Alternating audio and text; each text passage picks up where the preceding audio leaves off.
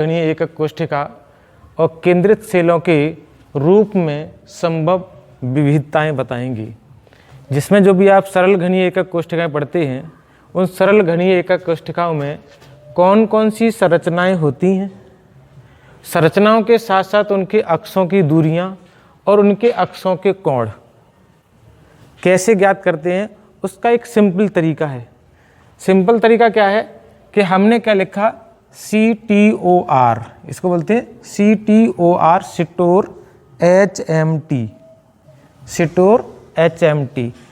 सी का अर्थ क्या है, क्यूबिक, क्यूके का हिंदी में अर्थ है घनीय, टी का मतलब है टेट्राहीड्रल, द्विसमलंबाक्ष या चतुष्कोणीय, ओ का मतलब है ऑर्थोरोम्बिक जिसे हम कहते हैं विषम लंबाक्ष, आर का मतलब है रोम्बोहीड्रल जिसे कहते हैं त्रिसमन्ताक्ष और त्रिकोणीय, एच का मतलब है हेक्सागोनल षटकोणीय, एम का मतलब है मोनोक्लिनिक एकंताक्ष और टी का मतलब है ट्राइक्लिनिक तिरंताक्ष। तो इसका मतलब है कि सिटोर, एक शब्द याद कर लिया हमने और लिखा HMT। इससे क्या होगा, संरचनाएं बाद में देखेंगे कौन सी किसके साथ संरचना बनेगी। पहले क्या है कि उनके जो एकक कोष्ठिकाएं होती हैं उनके अक्षों के बीच दूरियां कौन कौन सी होती हैं, दूरियों के बीच क्या संबंध होता है वो देखिए। तो हम ये मान के चलते हैं कि A बराबर B और B बराबर C, यानी किसी भी घनीय संरचना में A, B और C यानी X अक्ष, Y अक्ष और Z अक्ष तीनों अक्षों की जो दूरियां हैं वो बराबर बराबर होती हैं। तो हमने क्या लिखा एक ही बार में हमने सबको इसी पैटर्न के आधार पर सबको एक ही बार लिख लिया और ये इनके क्या है, अल्फा बीटा गामा इनके बराबर 90 डिग्री कोण लिख लिए।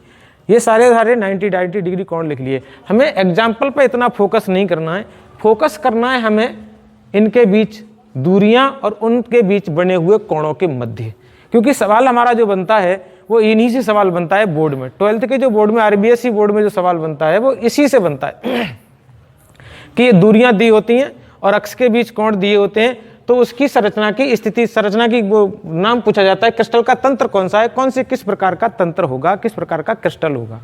तो हमने ये सिंपल तरीके से सभी के लिए एक जैसा लिख लिया। यहाँ पर भी हमने चाहे तो आप यहाँ चाहे तो क्या कर सकते हैं, अल्फा बराबर बीटा बराबर गामा बराबर 90 डिग्री लिख सकते हैं। यहाँ पर भी क्या है, अल्फा बराबर बीटा बराबर गामा बराबर 90 डिग्री लिख सकते हैं, जैसे हमने लिख दी अभी। यहाँ हमने क्या लिखा, अल्फा बराबर बीटा बराबर गामा बराबर 90 डिग्री लिख लिया, सभी के लिए एक जैसा लिख लिया। अल्फा बराबर बीटा बराबर गामा बराबर 90 डिग्री लिख लिया हमने, सबका एक जैसा लिखा, सबका ही एक जैसा लिखा। क्रम क्या है, कहाँ देखेंगे, सबसे पहले इसमें ये बराबर दूरियां हैं, कोण भी इसके बराबर हैं। अब क्या होगा, इस वाले में क्या करेंगे, A बराबर B तो है लेकिन B बराबर C नहीं है, लेकिन हम इनको नहीं छेड़ेंगे, इनको एज ए टैज लिखे रहने देंगे। यहाँ क्या करेंगे, A बराबर B बराबर C, ये दोनों तीनों जो दूरियां हैं वो आपस में बराबर नहीं है, किंतु कोण जो है अल्फा बराबर बीटा बराबर गामा बराबर 90 डिग्री हैं। अर्थात हमने इनकी क्या क्रम से ये यूं की त्यों छोड़ दिए, ये हमने लास्ट वाला पॉइंट बराबर हो जाए उसको नॉट इक्वल कर दिया और ये दोनों ही नॉट इक्वल कर दिए, बाकी के इनको एज ए टैच लिखा रहने दिया। अब क्या किया हमने, ये टर्म जो है वो हमने रिपीट किया, यानी ये वाला पॉइंट यहाँ लिखा रहने दिया, लेकिन हमने अब यहाँ क्या करेंगे, यहाँ से पॉइंट रिपीट करेंगे। यहाँ से अल्फा बराबर बीटा बराबर गामा तो होगा लेकिन नॉट 90 डिग्री होगा, यानी बराबर होंगे लेकिन 90 अंश के कोण के बराबर नहीं होंगे। तो ये हमने काट दिया, यानी यहाँ एज ए टैच रखा लेकिन हमने यहाँ काट दिया। इसमें क्या है, दूसरा टर्म, मतलब पहला टर्म हमारा ये रहा, दूसरा टर्म हम इसको रिपीट करेंगे। तो इसको रिपीट करने का मतलब A बराबर B इज नॉट C कर देंगे, यानी ये वाला मान ये आ गया और ये वाला मान हमारा ये आ गया। ये वाला मान कहाँ जाएगा, हमारा यहाँ जाएगा, अर्थात हम A, B और C नॉट इक्वल कर देंगे। तो एक बार हमने ये एक बार लिखा और फिर इसको पुनः दोहरा दिया तो 2 बार आ गया। यहाँ क्या है, अल्फा बराबर बीटा बराबर गामा ऐसे के तैसे रहने देंगे, ये बराबर वैसे के तैसे रहने देंगे, ये बराबर भी वैसा का तैसे रहने देंगे, ये बराबर भी वैसा का तैसे ही रहने देंगे। कन्फ्यूजन हमारा कहाँ है, कन्फ्यूजन हमारा 2 के बीच में है, इनमें और इनमें। अभी हम इनको थोड़ी देर के लिए स्किप कर देते हैं, छोड़ देते हैं।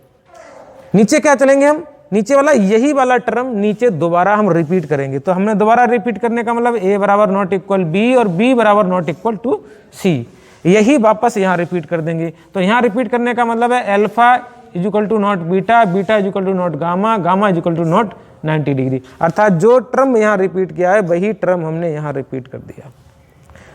बाकी की समस्या कहाँ है, यहाँ दो। तो यहाँ समझने के लिए कि कहाँ हमारा कन्फ्यूजन है, कहाँ रहेगा, ये जो गामा है ये कुछ 4 की तरह लिखा दिख रहा है। कैसे तरह, 4 की तरह, यानी ऐसे 4।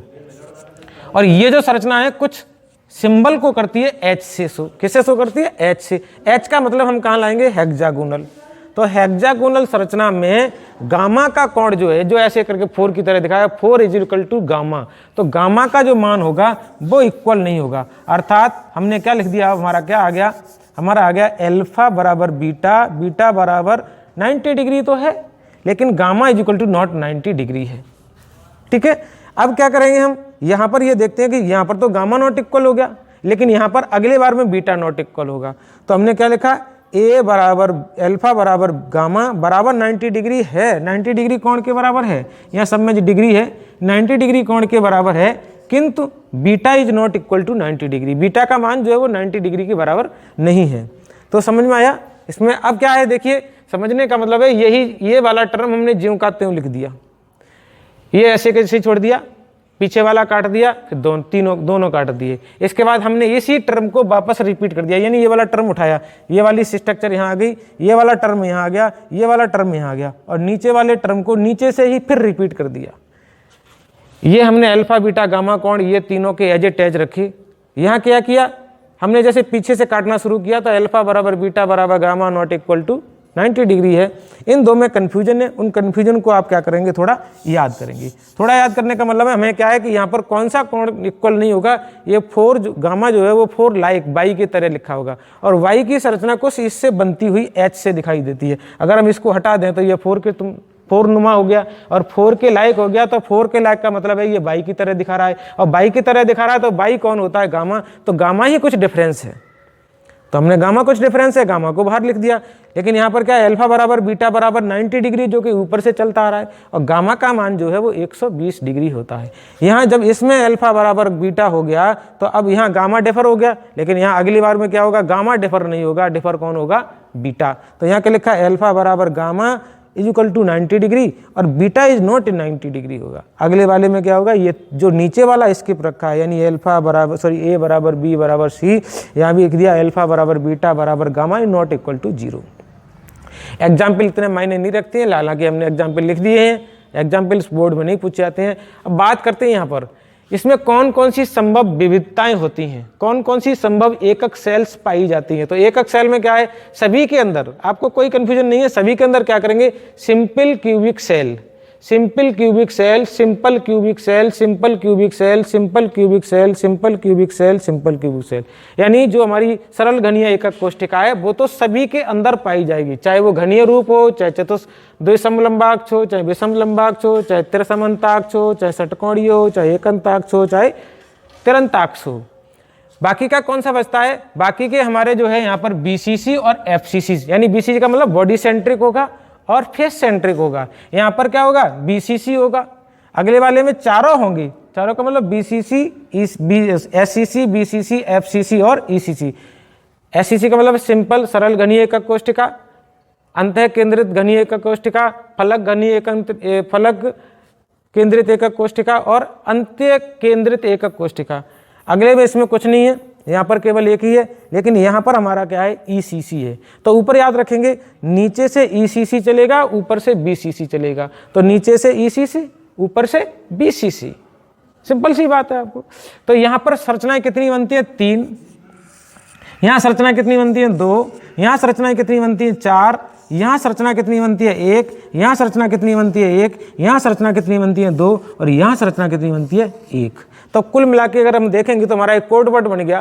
क्या हमारा कोड वर्ड बन गया, कोड वर्ड बन गया हमारा 3, यहाँ लिख दे रहा हूँ मैं, यहाँ लिख दे रहा हूँ, चलो 3 2 4 1 1 2 1 3 3 2 यानी 32 41 121, 32 41 121 अगर हम इस टर्म में लिखते हैं तो ये हम यहाँ पर ज्ञात कर सकते हैं। इसको हम क्या लिख सकते हैं, ये हमारा कोट वर्ड बन गया।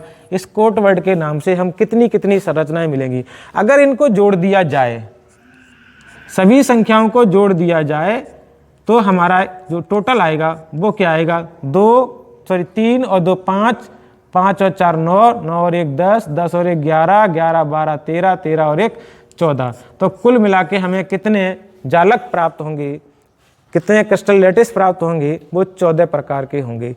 यहाँ पर भी इनमें टोटल लगाई हमारी 14 प्रकार के जालक प्राप्त होते हैं, जिन्हें हम ब्रेवो जालक कहते हैं। ब्रेवो वैज्ञानिक ने इनकी कुल संख्या कितनी बताई थी, 14। यानी कौन सी 14 का मतलब